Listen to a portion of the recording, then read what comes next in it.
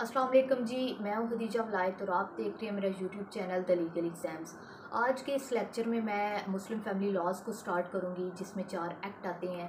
सबसे पहला जो है वो west Pakistan family codes act आ गया 1964। उसके बाद इसके रूल्स आ गए। उसके बाद मुस्लिम फैमिली लॉ आर्डीनेंस आ गया, इसके रूल्स आ गए। उसके बाद resolution of Muslim marriage act 1939 आ जाता है। उसके बाद चाइल्ड मैरिज रिस्ट्रिक्शन एक्ट 1929 आ जाता है। आज हम लोग West Pakistan family codes act 1964 जो है, इसके सेक्शन 3, 4 और 5 को डिस्कस करेंगे, जो कि फैमिली कोर्ट्स की इस्टेब्लिशमेंट के बारे में है, इसकी अपॉइंटमेंट ऑफ जजेस के बारे में है और फैमिली कोर्ट की जुरिस्डिक्शन के बारे में है। आप लोगों ने क्या काम करना है कि जितने ये माइनर एक्ट हैं, इन माइनर एक्ट में से किसी भी सेक्शन को मिस नहीं करना। ये एग्जामिनर जो है वो इन सारे सेक्शन में से कोई भी सेक्शन उठा के तो उसमें क्वेश्चन पूछ सकता है। तो आपने ये नहीं करना कि इसके कुछ सेक्शन पढ़ लिए और कुछ छोड़ ले, क्योंकि मोस्टली ये माइनर एक्ट जो है इनके 20 या 25 से ज़्यादा सेक्शन है। तो चलें सेक्शन 3 से स्टार्ट करते हैं। वैसे तो ये इसकी बियर एक्ट की वर्डिंग बहुत ही ईजी है, लेकिन फिर भी मैं यहाँ पे इसको रीड करके तो फिर आपको एक्सप्लेन कर देती हूँ, क्योंकि बहुत से ऐसे स्टूडेंट्स हैं जिन्होंने नई नई तैयारी स्टार्ट की होती है, तो उनके लिए थोड़ा सा मसला हो जाता है। तो इसलिए मैं इसको रीड कर लेती हूँ और फिर आपको एक्सप्लेन करती हूँ साथ साथ। इसका जो क्लास 1 है वो कहता है government shall establish 1 or more family courts in each district or at such other place or places as it may deem necessary and appoint a जज for each of such court. इसमें कह रहे हैं कि जो गवर्नमेंट है वो हर डिस्ट्रिक्ट में फैमिली कोर्ट्स जो है वो इस्टेब्लिश करेगी, एक या एक से ज़्यादा। और इन फैमिली कोर्ट्स के लिए हर फैमिली कोर्ट के लिए एक जज अपॉइंट करेगी। उसके बाद इसका प्रोवाइसो जो है उसमें बताया गया है कि ये जो हर डिस्ट्रिक्ट में फैमिली कोर्ट्स इस्टेब्लिश की जाएंगी, इन कोर्ट्स में से एटलीस्ट एक कोर्ट में फ़ीमेल जज को अपॉइंट किया जाएगा। और जो गवर्नमेंट है वो विद इन 6 मंथ इस फीमेल जज को अपॉइंट करेगी जब फैमिली कोर्ट को इस्टेब्लिश किया जाएगा, या फिर ये टाइम पीरियड एक्सटेंड भी कर सकती है गवर्नमेंट।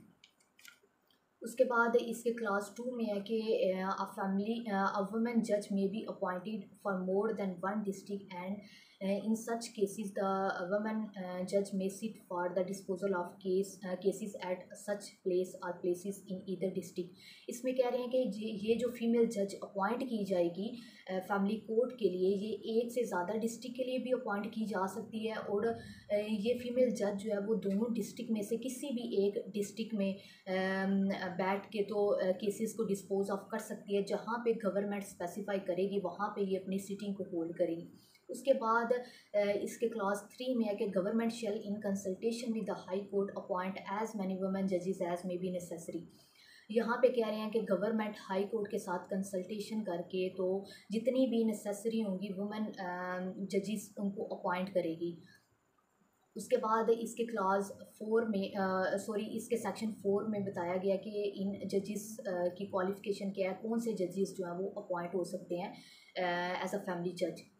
इसमें कह रहे हैं कि या तो वो डिस्ट्रिक्ट जज हो या एडिशनल डिस्ट्रिक्ट जज हो, या फिर सिविल जज हो या फिर काजी हो, या फिर डिस्ट्रिक्ट जज, एडिशनल डिस्ट्रिक्ट जज या सिविल जज या काजी के लिए क्वालिफाइड हो।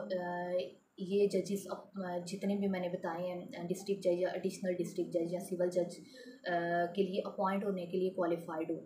उसके बाद इसके सेक्शन 5 में फैमिली कोर्ट की जुरिस्डिक्शन बताई गई है कि फैमिली कोर्ट जो है वो किन किन केसेस को सुन सकती है, एडजुडिकेट कर सकती है।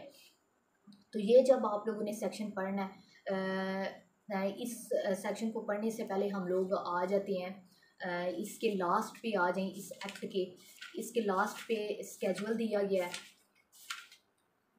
इसके लास्ट पे बिल्कुल एक स्केजुअल दिया गया, उसका पार्ट 1 और पार्ट 2 जो है वो फैमिली कोर्ट की जुरिस्डिक्शन है। पार्ट 1 में 10 किस्म के केसेस जो हैं उनको यहाँ पे मेंशन किया गया है कि जैसे सबसे पहला जो है वो डेसोल्यूशन ऑफ मैरिज है इंक्लूडिंग खुदा, उसके बाद डावर है, मेंटेनेंस है, और ये गार्डियनशिप वगैरह आ गई, कस्टडी ऑफ चिल्ड्रन आ गई, डाउरी, और ये सारे जो 10 किस्म के केसेस हैं इनको फैमिली कोर्ट जो है वो सुन सकती है, एडजुडिकेट कर सकती है।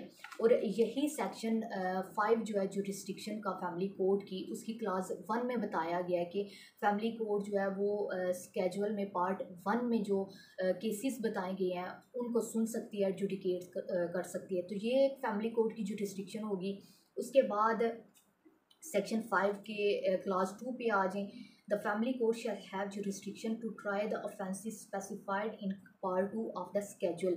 अब इसके स्केजुअल के पार्ट 2 पे आ जाएं। इस पार्ट 2 में जितने भी पाकिस्तान पिनल कोड के कुछ सेक्शंस को मेंशन किया गया है, ये फैमिली कोर्ट इन ऑफेंसेस को ट्राई करने की जो रिस्ट्रिक्शन रखती है, लेकिन इसमें एक कंडीशन ऐड कर दी गई है। अगर ये ऑफेंसेस मियाँ बीवी एक दूसरे के अगेंस्ट कमिट करते हैं तो फिर ही जो फैमिली कोर्ट है वो जो रिस्ट्रिक्शन रखती है इन ऑफेंसेस को ट्राई करने की। अदरवाइज़ जो क्रिमिनल कोर्ट्स हैं उनमें कि ये ऑफेंसेस इन ऑफेंसेस को ट्राई किया जाएगा। तो ये